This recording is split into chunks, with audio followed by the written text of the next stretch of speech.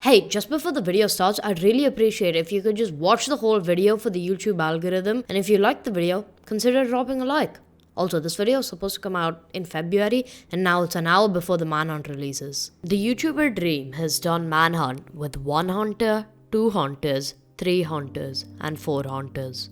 But the question is, can Dream win against 5 hunters in Minecraft Manhunt? Today, let's talk about if Dream can win against 5 hunters in Manhunt. Before we get into it, most if not all of this video is opinion based. Now, let's get into it.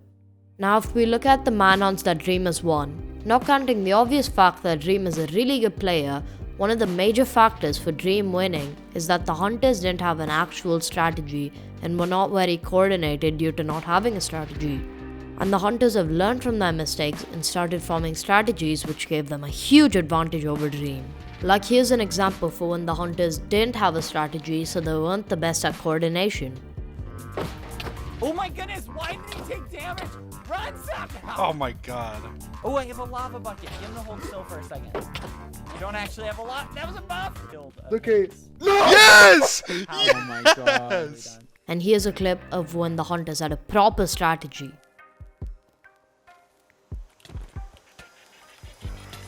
Let's go!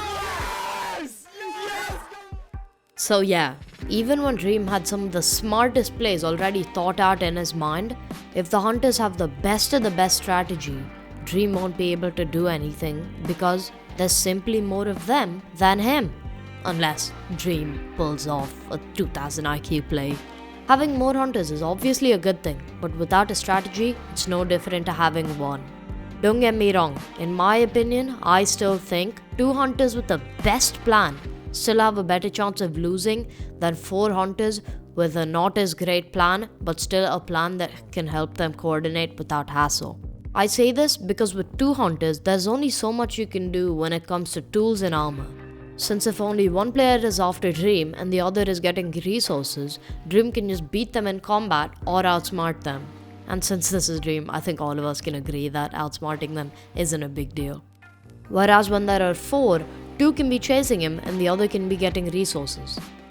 By looking at the manhunts, we can tell that resources have helped the hunters a ton. From the enchanted armor from villagers to the harming potions that they stacked upon. They are very useful.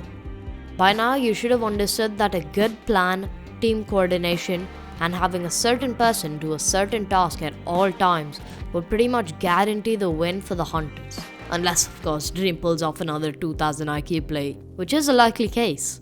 So we have talked about 4 hunters, but now let's get into 5 hunters. We know that in Manhunt, there's a rule that if Dream dies at the start of the Manhunt, they just reset.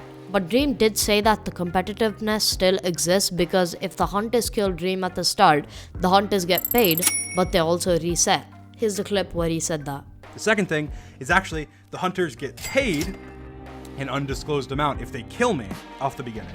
So the reason for that is essentially so that the competitiveness is still there, because I don't want them to let me live off the beginning, because then the video's not entertaining. So Dream dying at the start is not a possibility. So let's take that out of consideration. But I do think that there's a fair amount of times where Dream does die, but we just don't get to see them. Also, let's get the obvious out the way. Bad coordination equals a loss for the hunters, no matter the number of hunters. Now, the hunters will most likely be really good with coordination due to the experience. But will all of them be able to track Dream all the time? See, 5 people is a lot to manage, and even if all 5 of them manage to have a semi-early battle with him, even if one of them gets too risky and dies, that's a free escape for Dream. Even if 4 remain, no one will expect it, and all of them will panic and possibly make a bigger mistake. But the one person that will most likely be expecting this is Dream. And if you don't want to listen to this from me, Dream says this himself. Here's the clip. If you give me that advantage, I'm taking it and running with it. I will take advantage of the fact that you just died, probably kill your teammates. And that early escape where Dream didn't have much stuff would be huge. Dream would just think fast and get a huge distance between him and the hunters. He would just play quick.